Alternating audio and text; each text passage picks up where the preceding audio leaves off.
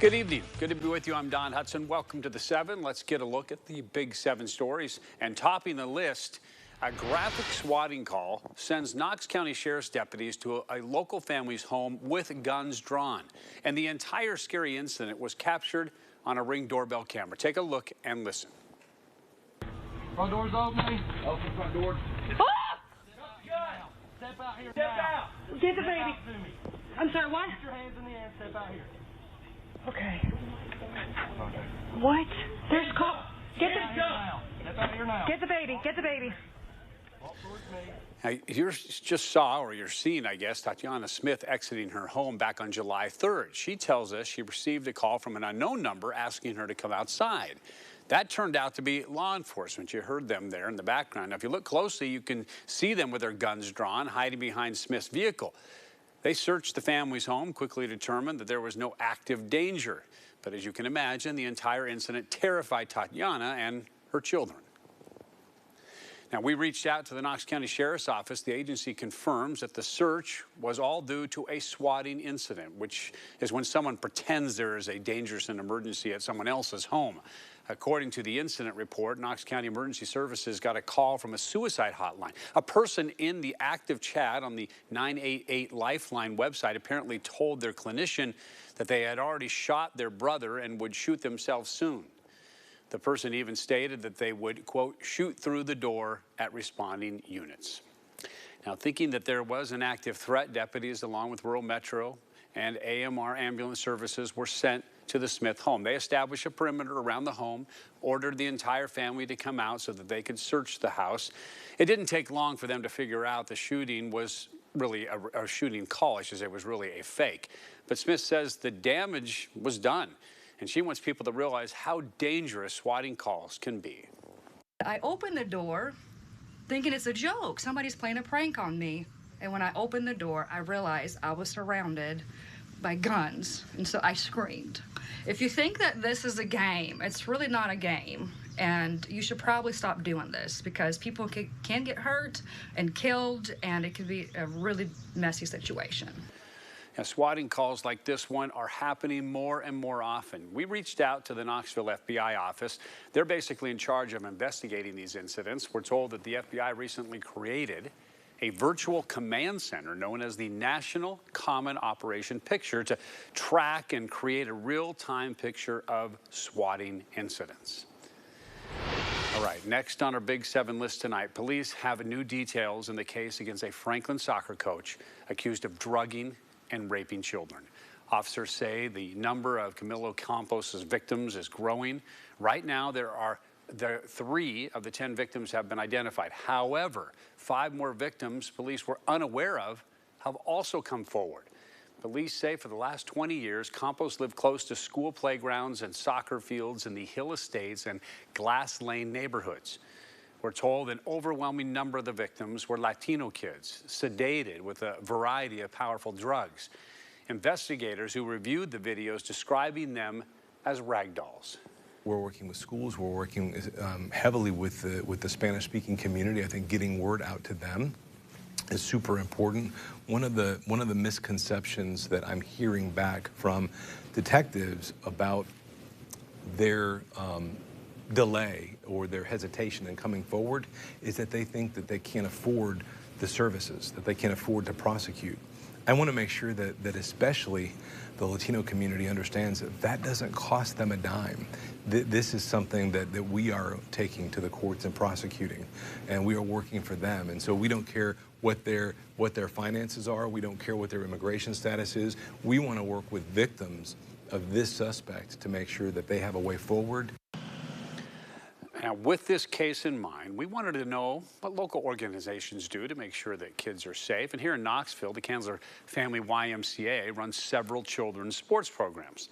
The gym's director tells us those who work with children in these programs go through extensive background checks and they follow procedures that help create a safe environment for everyone.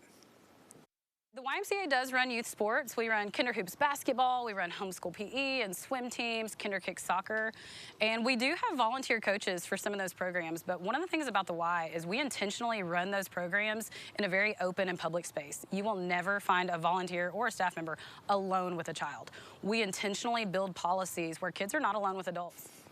If a person is flagged, the Y immediately takes action. They also say their policies are built to where staff members and volunteers, again, are never alone with a child.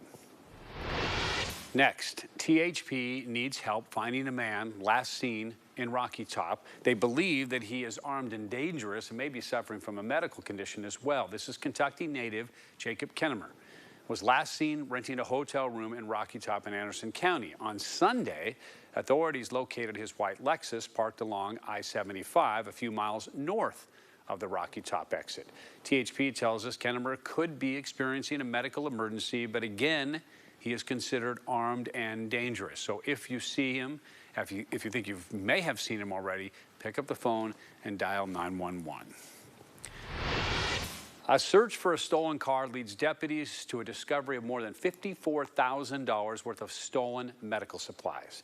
According to the Knox County Sheriff's Office, the suspect, Juan Kaiser, admitted to stealing a large quantity of medical supplies when detectives confronted him in a stolen car last weekend. Now, Kaiser then led detectives to the intersection of Phillips Avenue and McCormick Street, where the stolen supplies were being kept. Medical devices were returned to several victims who had come forward to report them as stolen, but detectives believe there are more victims out there that haven't come forward yet.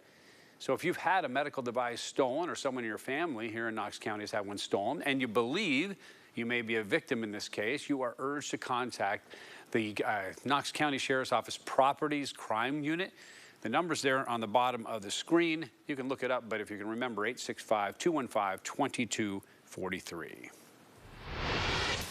New details in a Sevierville investigation after a woman was shot and a man arrested. Sevierville police have now identified the victim and the person who allegedly shot her. This all happened yesterday about 4:30 at the Days Inn off Winfield Parkway.